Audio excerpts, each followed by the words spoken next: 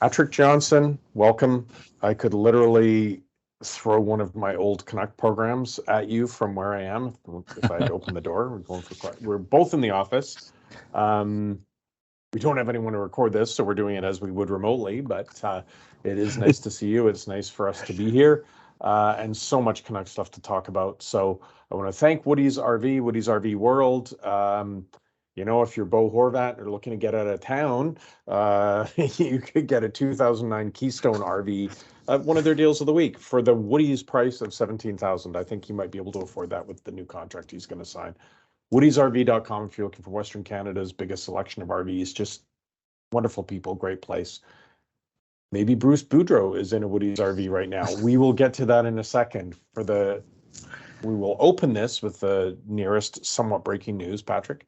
Andrei Kuzmenko re-signed 2 years, partly because he loves it in Vancouver. Yeah. He doesn't want to go anywhere. I've seen mixed reaction to this.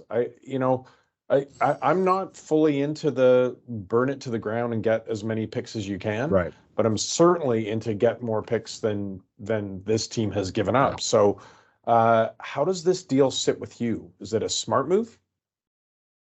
Well, let's sort of go right at the bigger question, I think, first, which is the scenario that's been created here, where a fun, exciting player, a great, in the end, a credit to management finding this player, convincing him to come here, signs on a pretty valuable contract.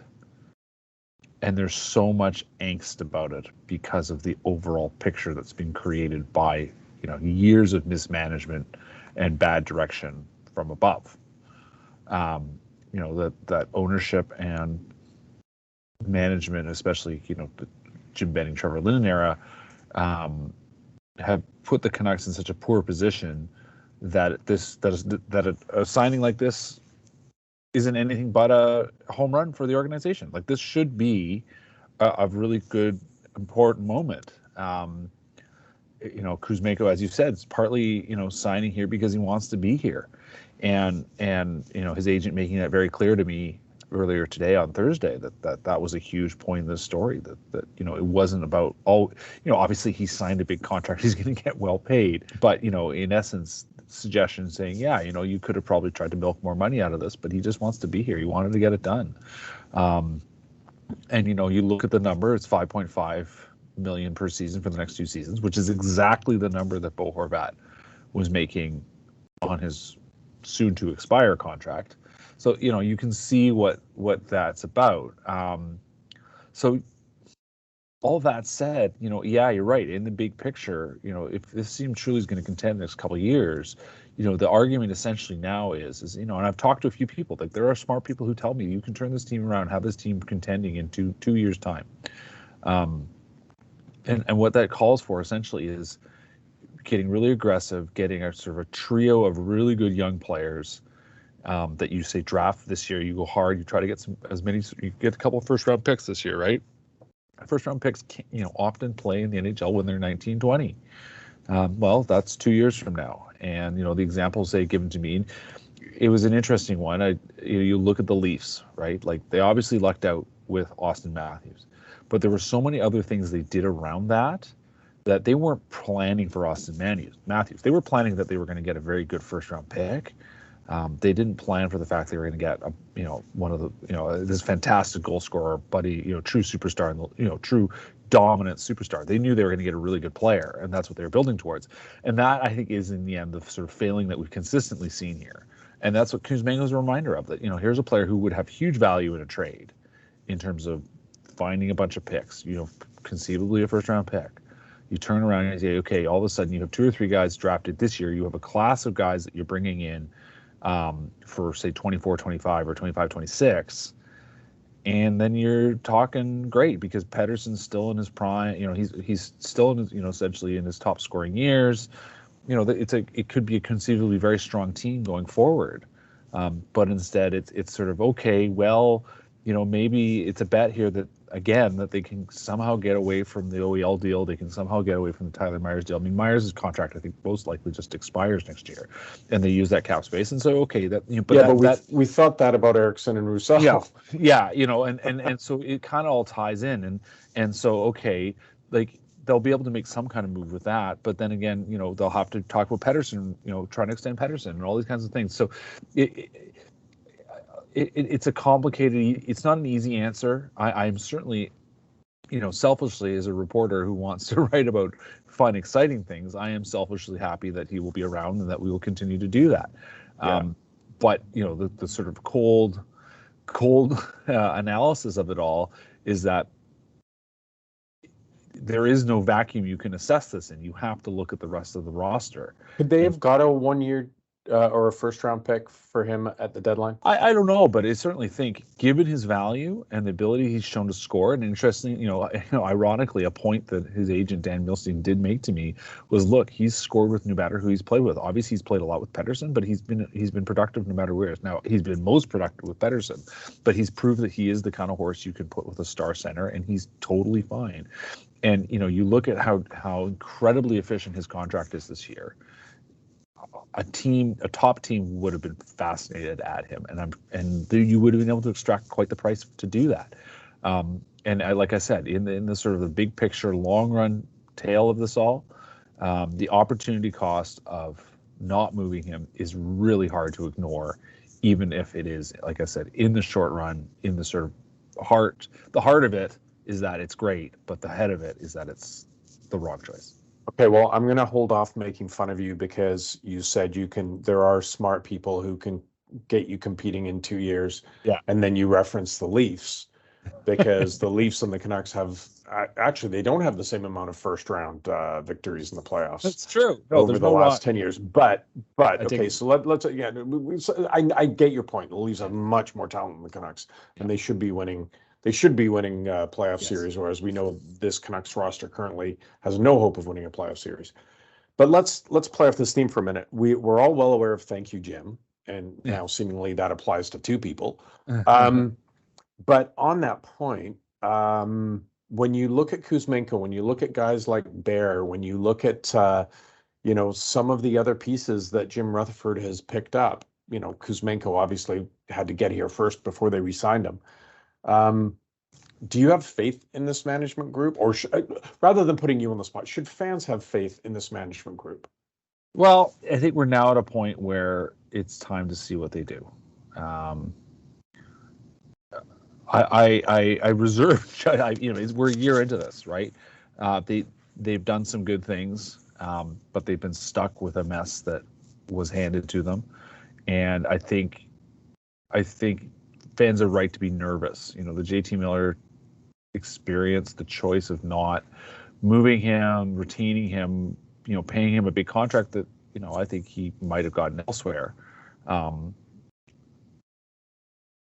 in the end speaks to a hesitancy of a lack of experience. There's a chance that they keep passing up chances to really go for the maximum leverage on other teams. And if you were, in the end, we look at how they played on Wednesday night, in Seattle. Rick Tocchet saw it. There's it's a broken group.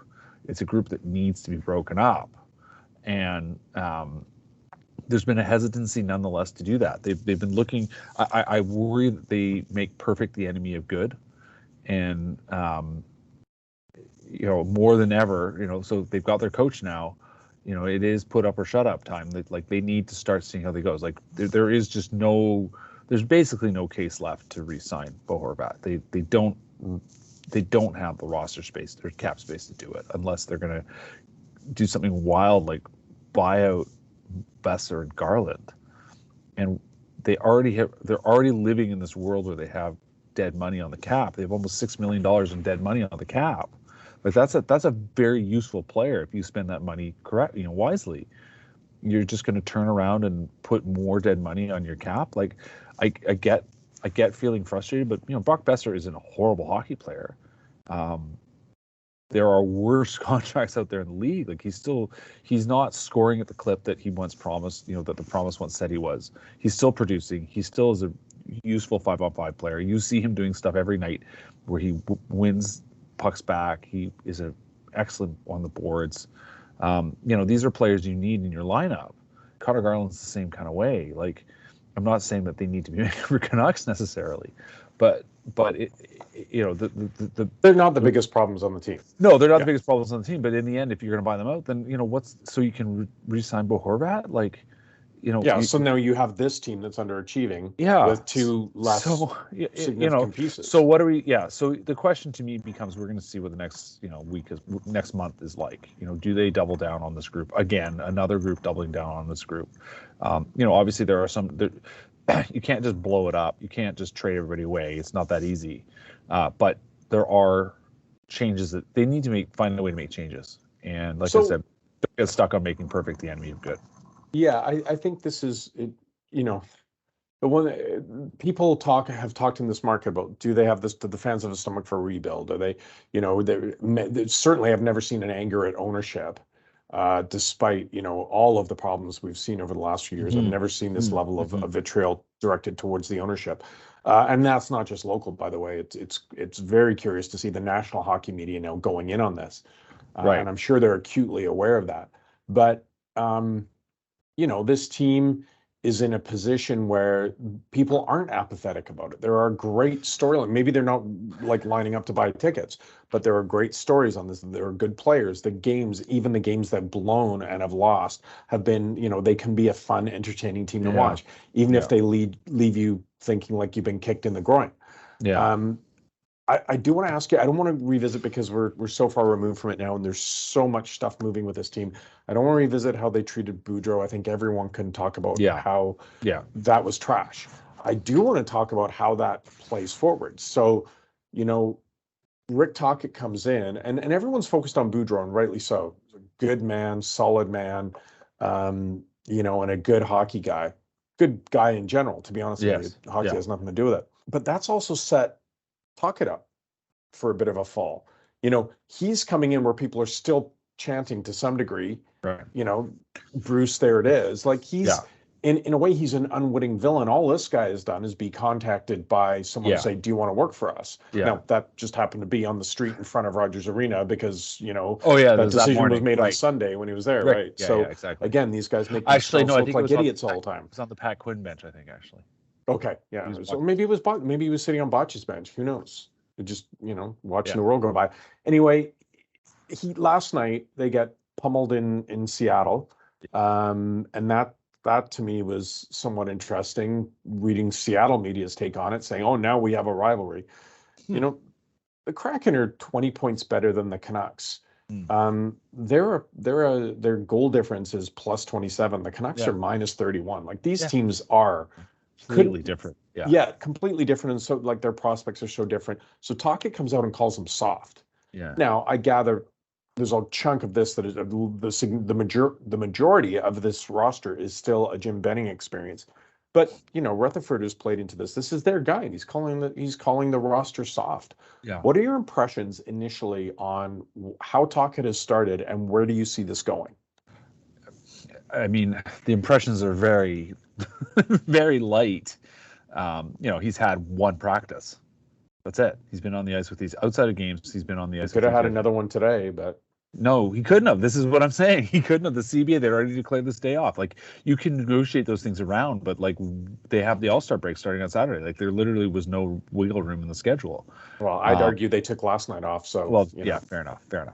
But I mean, the impression is he seems to have a plan. He thinks he can get these guys to play in a different way. Great. But you're also like, okay, what's the purpose for the next 30 games? Like, shouldn't you? I mean, I get trying to win, but like organizationally, I get coaches and players are always going to try to win, but organizationally, they would do well not to.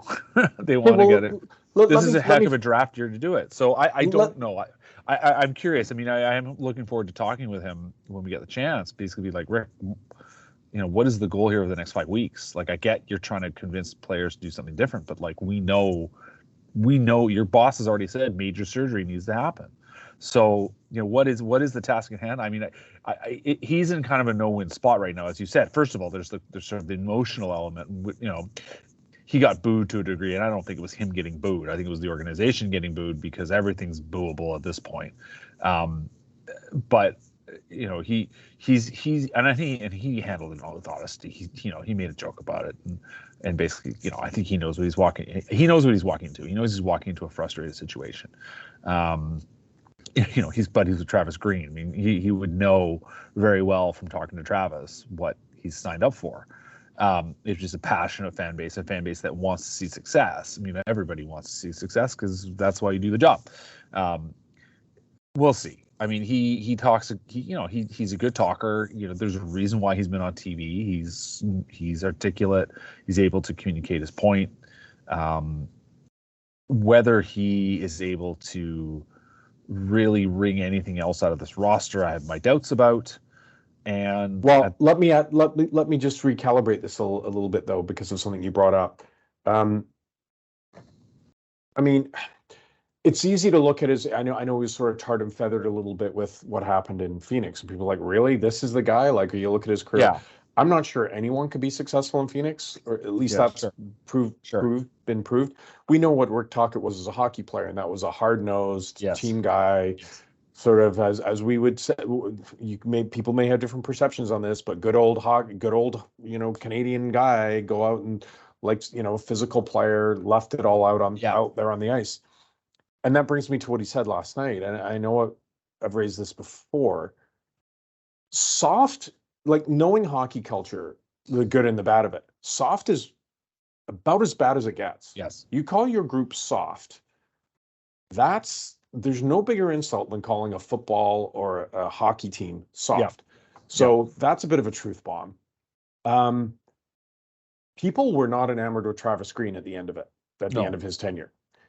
Boudreau comes in like this breath of fresh air, and we've got Hughes, we've got Pettersson, we've got Besser, we've got Miller, we've got some offensive talent here, especially the last portion of last year, Patrick, whether he was management's guy or not. They were a fun team to watch. Yeah. And this year we've referenced can't hold a lead. There's definitely a talent issue with this team, but they could be entertaining.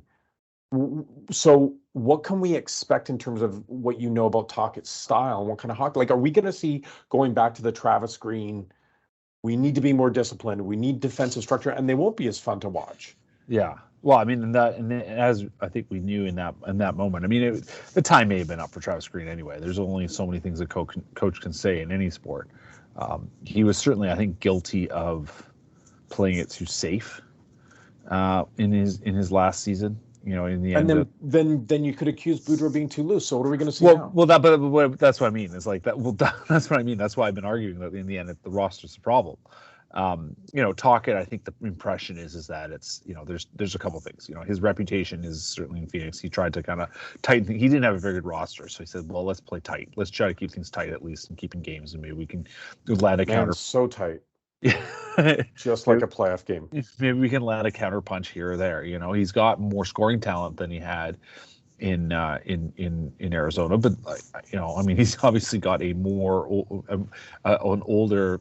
Oliver Ekman-Larsson, and he's got Connor Garland, but the defensive core, I should say, is he didn't have a Quinn Hughes, but the rest of the Canucks defense core is not exactly anything to scream about. So again, he's dealing with a flawed roster. Will his instinct be again to do that? He's brought in a couple, obviously, famous defensemen to help him on the bench, to help him sort all that out. The inclination certainly is, and certainly everything we've heard from management is this idea of structure, playing which everyone I think means play tighter. In terms of what was going on with Boudreau, there wasn't a whole lot going on defensively, as I've said everywhere.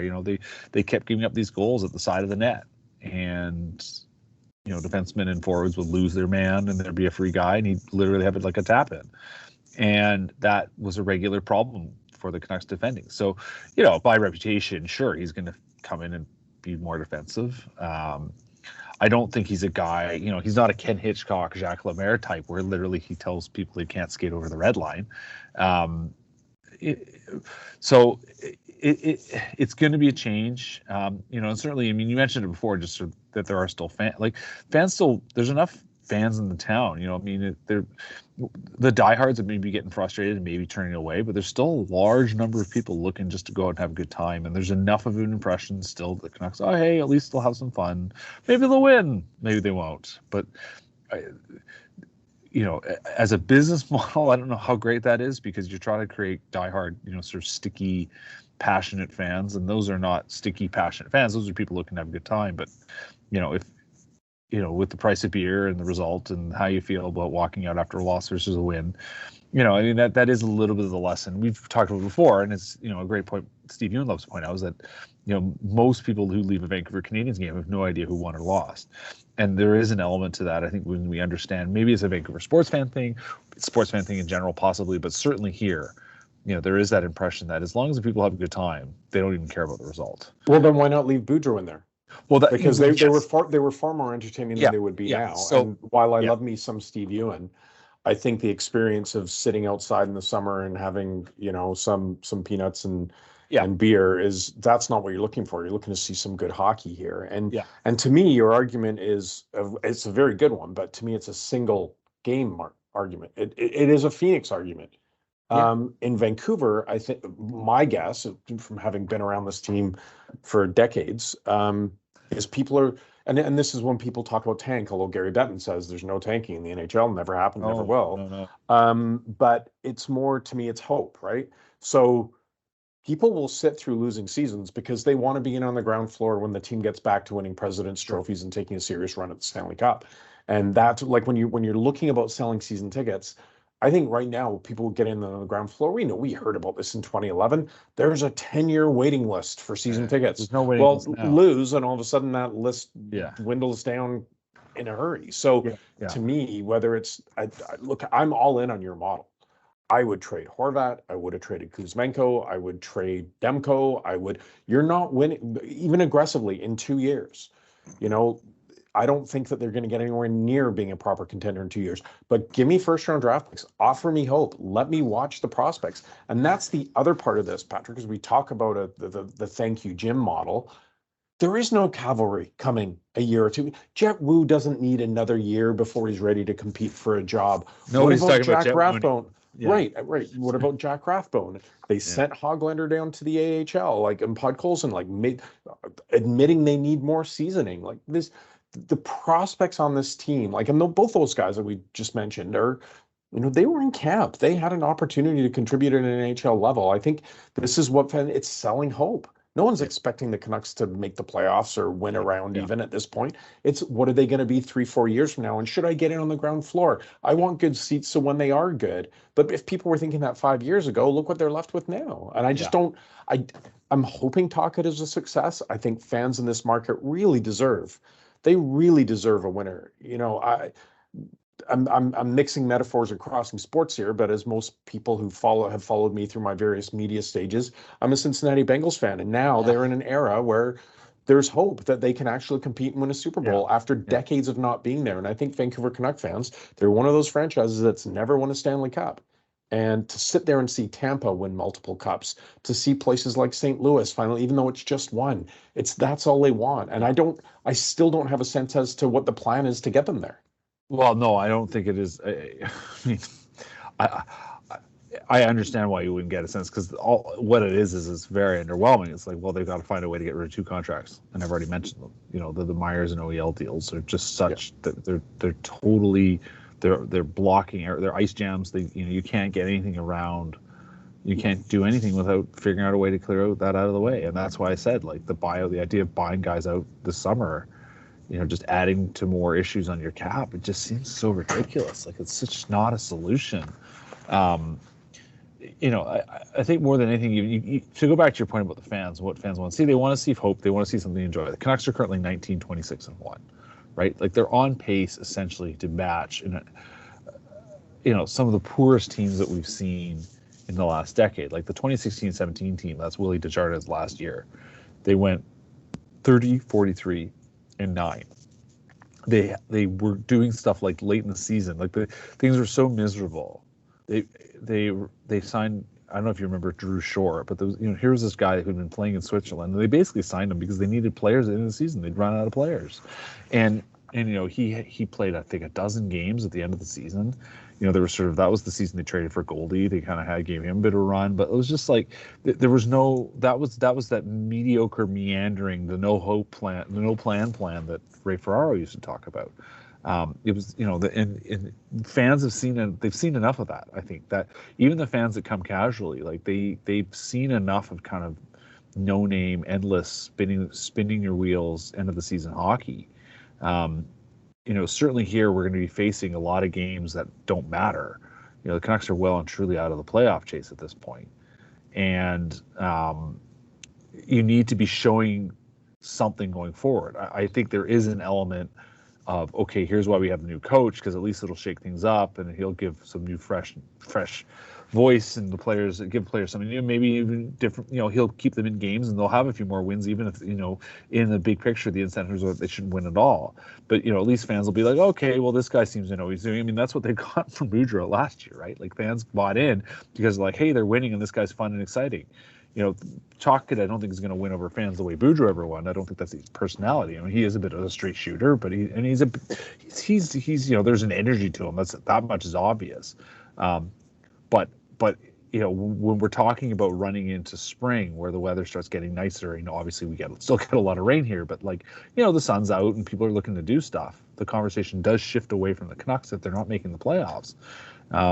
That is, I think, as much as anything, that is the challenge in front of the new management group. And that's what people are going to be wanting to see, because if it's just the same old, which, like I said, we saw so much of in the Benny era, which was that things fell flat and they didn't battle towards anything. It's been so long since Vancouver played a home playoff game. It's been 8 years since Vancouver played a home playoff game, right? Yeah. They've been extenuating in the circumstances. Yeah, but they've been in, but even in that, they've been in the playoffs once. Yes. Right. And that was, many people would say, if there wasn't a COVID interruption, they may not, because Markstrom was hurt, they may not have even made it. So you can put an asterisk on that one. Like, it's just like it is. People have seen enough of that. Yeah. They don't want to see that anymore.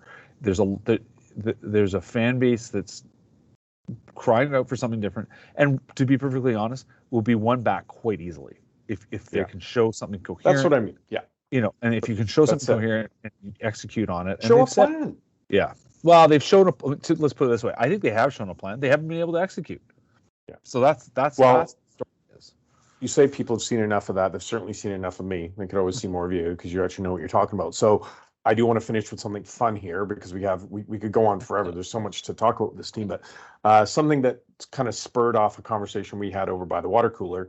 Literally, and you have put out in a Twitter poll, and that's, are the Canucks more Everton or are they more Chelsea? Which we're talking EPL teams.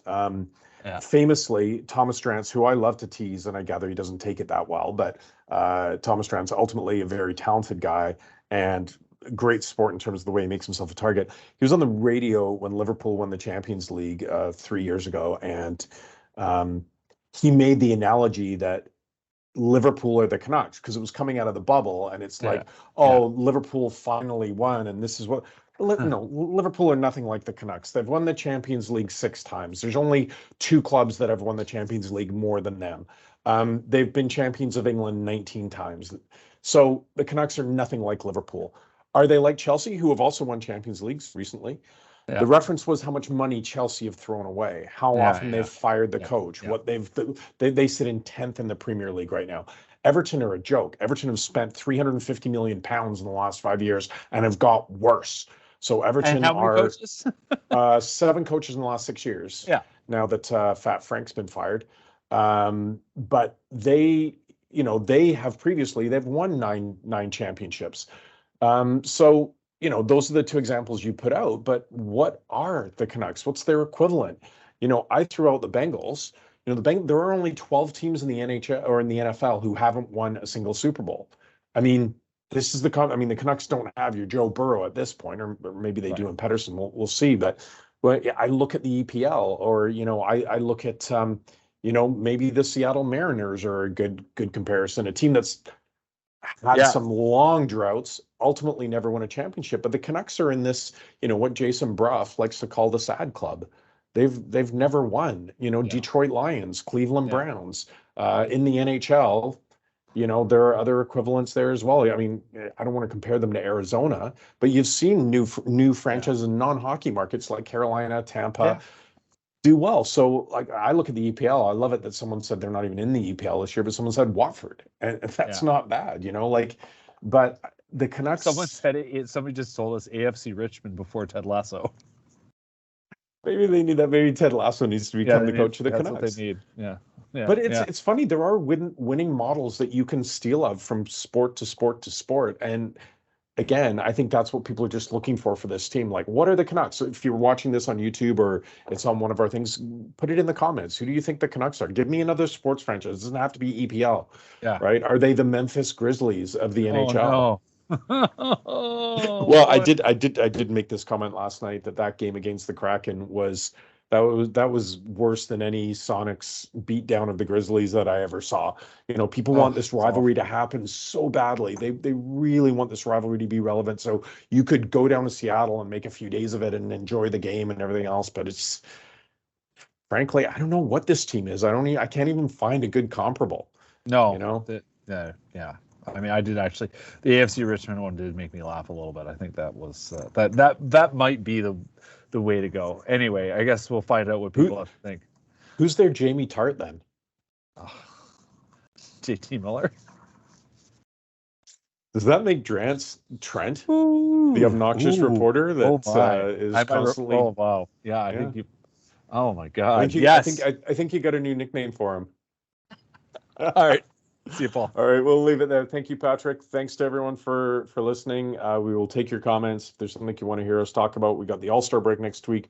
Patrick and I might conjure up something special for that. Thanks again to Woody's RV, woodysrv.com for their support. And here's hoping we still have lots of great issues to talk about as we get closer to the trade deadline.